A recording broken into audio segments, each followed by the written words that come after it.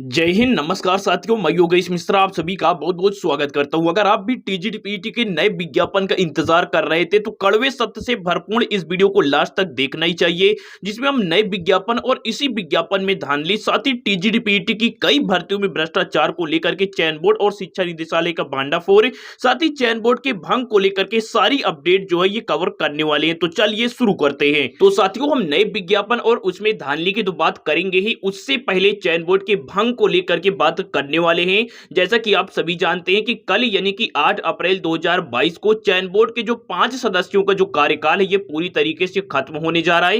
हालांकि चयन बोर्ड में 10 सदस्य होने चाहिए, लेकिन वर्तमान में 5 सदस्य ही कार्य कर रहे थे और जिनका कार्यकाल कल की डेट में पूरी तरीके से खत्म होने जा रहा है।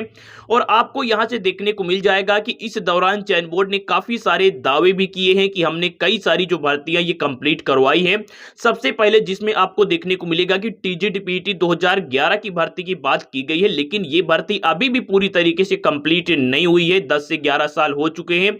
इसके बाद आपको देखने को मिलेगा कि प्रधानाचार्य भर्ती 2011, टीजीटी 2013, प्रधानाचार्य भर्ती 2013, जिसका साक्षात्कार अभी इस वर्ष जाकर के कंप्लीट हुआ है, वो भी हाईकोर्ट के आदेशानुसार। इसके अलावा टीजीटी 2016 की भर्ती जो कि इसी वर्ष कंप्लीट हुई है, साथ ही 2021 की भर्ती जो कि सुप्रीम कोर्ट के आदेश के अनुसार अभी भी पूरी तरीके से कंप्लीट नहीं हुई है। इन सभी भर्तियों को मिलाकर के 32,211 सरकारी नौकरियों का जो दावा है ये चयन बोर्ड की तरफ से किया जा रहा है। लेकिन ये भर्तियां किस प्रकार से हुई हैं वो भी मैं आप सभी को यहां से दिखाना चाहूंगा। देखिए, सरकार चाहे जो हो वो काफी कुछ चाहती है कि भर्तियां साफ सुथरी हो, भ्रष्टाचार मुक्त हो, धांधली मुक्त हो। लेकिन अगर बाई चांस इसमें भ्रष्टाचार और धांधली हो जाती है, उसके बाद जांच को लेकर के भी सरकार की मंशा रहती है कि दूध का दूध और पानी का पानी हो, दोषियों के खिलाफ कड़ी कार्रवाई की जाए। साथ ही शासन के द्वारा बड़े बड़े अधिकारियों के हाथ जो जांच की बागडोर है वो भी सौंपी जाती है। हाल ही में अभी आपको देखने को मिलेगा कि अशासकीय सहायता प्राप्त माध्यमिक विद्यालयों में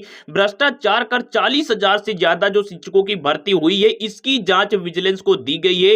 ये टीजीटी, लिपिक और इन्हीं सारी भर्तियों की बात की जा रही है। लेकिन भाई साहब, जब जगह जगह यहां से घूसखोरी बैठे हुए हैं तो यहां से किस प्रकार की जांच होगी वो आप समझ ही सकते हैं। और इसके अलावा यहां से देख भी सकते हैं कि विजिलेंस के एसपी लगातार 5 से ज्यादा पत्र लिखकर भर्तियों से जुड़ी नियमावली, दस्तावेज मांग चुके हैं। लेकिन माध्यमिक शिक्षा निदेशालय भ्रष्टाचार की फाइलों पर कुंडली मारे बैठा हुआ है। तो आप अब इससे अंदाजा लगा सकते हैं कि चयन बोर्ड जो 32,211 पदों का दावा ठोक रहा है, इसमें कितने अभ्यर्थी ईमानदार हुए होंगे और कितना ज्यादा परसेंटेज यहां से भ्रष्टाचारियों का भरा होगा। आप इसका अंदाजा लगा सकते हैं, बताने की आवश्यकता नहीं है। और इसके अलावा यह भी देख सकते हैं कि जब शिक्षा निदेशालय को पत्र लिखने का कोई नतीजा नहीं निकला तो उनके हेड यानी कि शिक्षा निदेशक से भी बात करने का प्रयास किया गया, लेकिन फिर भी कोई जानकारी लीक नहीं हुई, कोई नतीजा नहीं निकला। क्योंकि भर्तियां इस प्रकार से होती हैं, इसलिए यहां से कोई नतीजा नहीं निकलता जांच का।